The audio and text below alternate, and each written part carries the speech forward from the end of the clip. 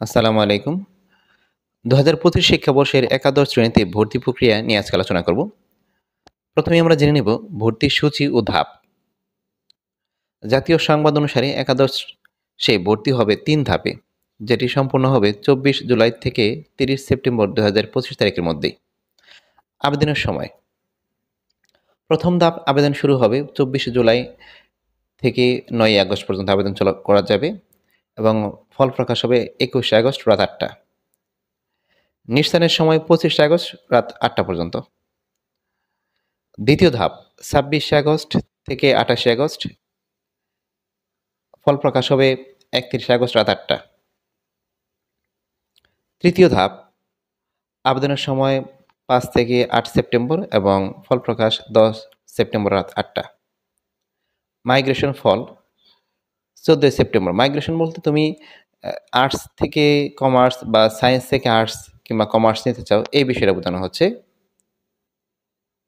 চূড়ান্ত ভর্তি ১৫ থেকে ২৮ সেপ্টেম্বর আর ক্লাস শুরু ২৩ সেপ্টেম্বর। ভর্তি নীতিমালা অর্থাৎ কী পদ্ধতিতে বা কিভাবে ভর্তি শুরু হবে বা কিভাবে তোমার এই কলেজের ফলাফলগুলো দেওয়া হবে। ভর্তি হবে মেধাক্রম, পছন্দক্রম, সংরক্ষিত কোটা, সেটা হতে পারে মুক্তিযোদ্ধা ও ২০২৪ বা ২৫ গণঅভ্যুত্থান সংগঠন অনুযায়ী। যদি কোটা পূর্ণ না হলে খালি আসন মেধাক্রম ভিত্তিতে পূরণ হবে। অর্থাৎ যদি কোটা যদি পূর্ণ না হয় সেক্ষেত্রে ওখানে মেধা অনুযায়ী পূরণ করা হবে। ঢাকার কিছু শীর্ষ কলেজ যেমন নটরডেম কলেজ, হলি কলেজ, এছাড়া হচ্ছে সেন্ট জোসেফ, এই সমস্ত কলেজগুলোতে তাদের স্বতন্ত্র ভর্তি পরীক্ষা বা নীতিতে ভর্তি নিতে পারে এবং এটা হয়ে থাকে আমরা জানি। প্রতি বছরই এরা ভর্তি পরীক্ষা নিয়ে স্টুডেন্ট ভর্তি নেয়। ফি কাঠামো অনলাইন আবেদন ফি ২২০ টাকা, যা গত বছর ১৫০ টাকা ছিল। কলেজ ভিত্তিক ভর্তি ফি এটা নগর ভিত্তিক ভিন্নতা অনুসারে, যেমন ঢাকা মেট্রোতে এমপিভুক্ত যে কলেজগুলো রয়েছে সেখানে ৫,০০০ টাকা, অন্যান্য মহানগরে ৩,০০০ টাকা, জেলাতে যদি আমরা দেখি ২,০০০ টাকা, উপজেলাতে ১৫০০ টাকা। তবে এই তথ্যটা সবসময় একই রকম হবে এরকমটা না। অনেক কলেজ নিজস্ব ভর্তি প্রক্রিয়া অনুসারে এই টাকাগুলো নিয়ে থাকে ওনারা ভর্তির সময়। এছাড়া নিশ্চিতকরণের সময় তোমাকে ৩৩৫ টাকা অতিরিক্ত চার্জ দিতে হবে। আবেদন পদ্ধতি, কিভাবে তুমি আবেদনটা করবে? এই যে লিঙ্কটা রয়েছে www এই যে একাদশ তারপর বলছে কি class.admission.gov.bd, এখানে আবেদন ও ফি জমা দিতে পারবে তুমি। পছন্দমতো সর্বনিম্ন ৫টি ও সর্বোচ্চ ১০টি কলেজ তুমি চয়েস দিতে পারবা। তৃতীয় ধাপে ৩ নম্বরে রয়েছে প্রতিটি ধাপে ফল প্রকাশ হলে নিশ্চয়ন অর্থাৎ কনফার্মেশন সেশন চালু থাকবে।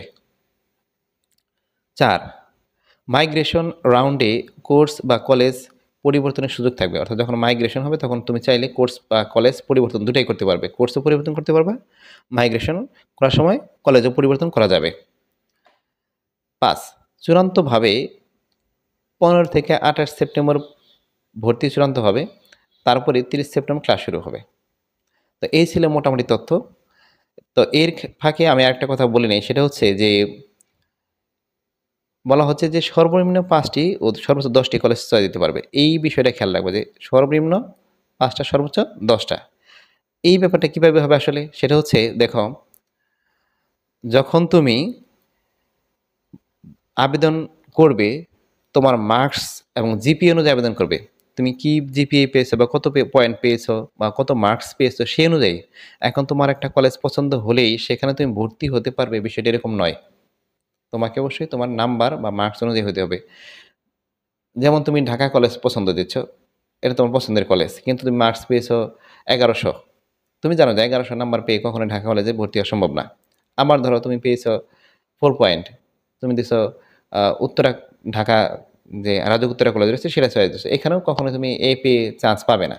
তাহলে তোমার যোগ্যতা অনুযায়ী তুমি তোমার কলেজগুলো চয়েস দিয়ে থাকবে। তাহলে দেখবে অবশ্যই তুমি একটা কলেজ পেয়ে যাবে।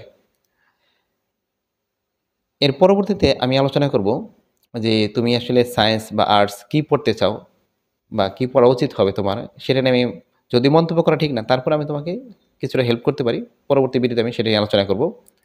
তো আজ এ পর্যন্ত সবাই ভালো থেকো। আল্লাহ হাফেজ।